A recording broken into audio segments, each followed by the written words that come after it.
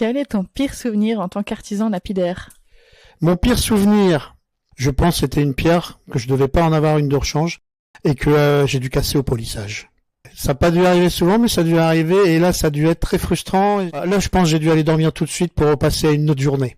Ouais, parce qu'en plus, le polissage, ça fait partie des dernières étapes, et c'est presque fini, et ça casse à ce moment-là, quoi. C'est ça, c'est la dernière étape, on a fini, on a fait tout ce qu'il fallait, on a passé quelques heures. Bah oui, on n'est pas à l'abri d'un mauvais geste, ou bien d'une veine qui s'agrandit, ou d'un choc, et voilà. Et puis, même sur des pierres, des fois, très fragiles, polissage reste une étape cruciale, donc on l'a réussi. La bague, elle aura toute son intégrité, pas de souci. Enfin, la pierre. Et puis ouais, si elle casse, là c'est le pire souvenir. Ouais, je pense que ça m'est arrivé au début que je taillais des labradorites. Les labradorites sont des formidables pierres qui sont un peu grises. Alors elles payent pas de mine, mais quand elles captent la lumière du soleil ou la lumière même artificielle, elles ont des fabuleux reflets plutôt dans le bleu.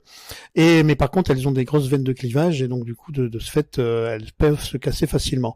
Et ouais, j'ai souvenir d'en avoir cassé une au polissage, donc à la dernière étape.